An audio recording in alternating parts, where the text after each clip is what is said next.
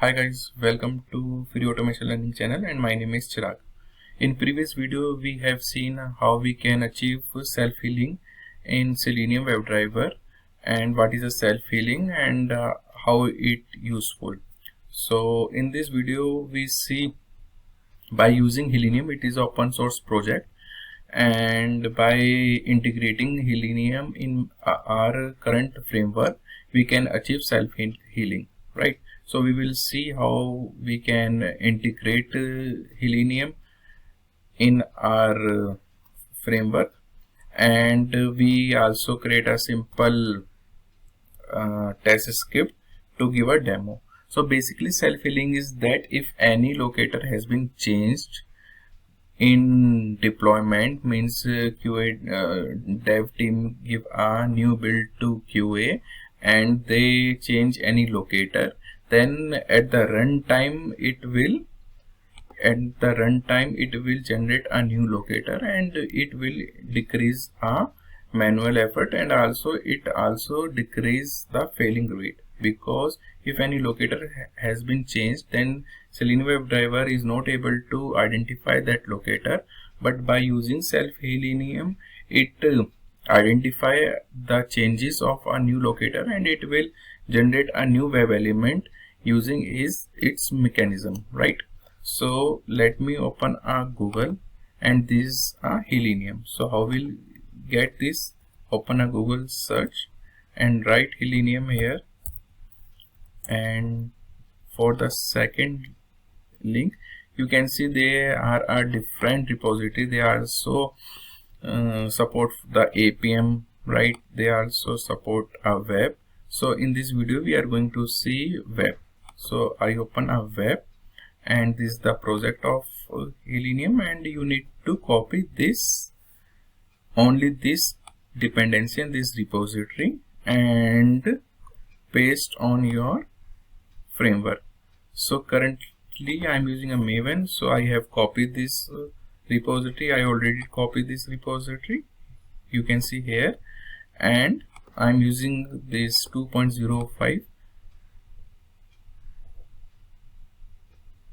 So I changed a 2.05 here, Selenium version, you can see here, right? So only this thing we need to integrate with our framework POM. Now how we can integrate our Selenium our framework? So you can see there are two ways. First way is you have to give that properties file path, or other way it use its default properties, right? So properties has this value: base path, report path, where do you want to report screenshot, Selenium enable true or false, right? All these things they have mentioned here. You can see what is this, the Selenium information, and what is this other information, all they mentioned.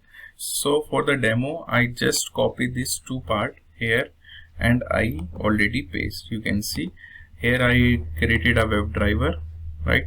Now for this I'm using a driver manager, so I use this. Then I created a new Chrome driver because I open my browser on Chrome. Then this code, this one line of code I need to enter, and I have to pass driver on this, and it will create a self-healing driver, right? Now I have maximized this, and this is my get. So I open this Chrome, this Google on Chrome. So I have create a new test script here. So just remove this. So what I do, I open again Google, and I need to click on Gmail. So what way I have to identify, I go on this Gmail and I will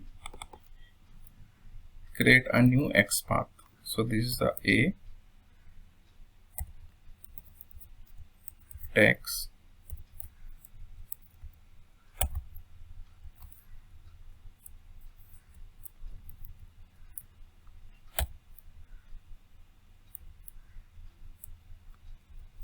so you can see I already identified this XPath. So I just go and copy this here, right? And just write here driver dot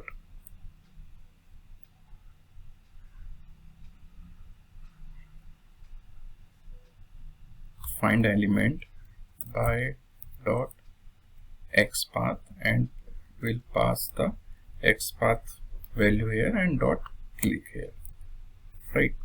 So what I do, first I will run this without changing my locator, and in next run I will run this in debug and will change the locator, right? So let me run this, and it will click, it will open a Chrome, then it will click on Gmail.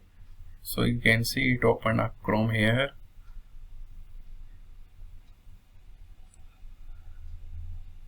and will click on Gmail.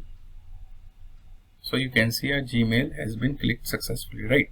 So what I do, I just close this window here, and now I will run on debug and will change the XPath of this Gmail, right? And then we will see we are not going to change any XPath over here. We suppose our next build come where this locator has been changed. So for the demo, I hard coded changing the that locator on the web page to give a demo to you, right? So I just again run on debug. So it will open a Chrome here, and you can see it successfully open a Chrome.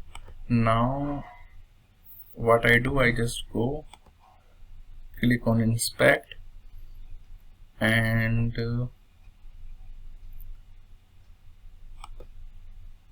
identify this XPath here.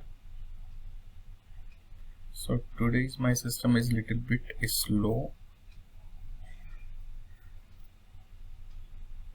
and click on this.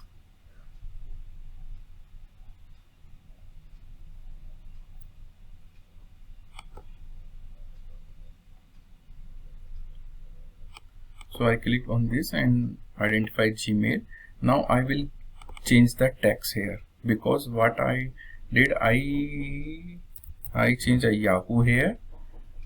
You can see Yahoo has been changed here, because in my test script I am able to identify this Gmail link by a text, but now I changed this Yahoo over here, right? And I am not able to change any text here, and we'll see whether it will work or not. So you can see it identify Yahoo and it will click, right? So this is the way how we can achieve self-healing. And one more thing I want to show you, that let me open this. So it save all the file under build and Selenium, and there is a screenshot. Let me refresh this, and we can see the screenshot. This is the latest screenshot for a Gmail. Let me open this, and it capture the screenshot which web element is healing, right? So you can see it is healing Yahoo. So it captured all the screenshot. Where is all the screenshot here? This is the report, and this is the files which it will install, it will keep for the healing purpose. So this is the way this Selenium works. And in this video we have seen how we can set up a Selenium and how we can use this. So guys, this very means if you can integrate this Selenium in your project, you really reduce your maintenance, and it is a very good feature, because only a paid tool are using this self-healing concept. Now you can also use your self-healing concept in your framework. So if you like this video, please share this video to your friends, and thank you for watching this video, and subscribe my channel. Bye bye, take care.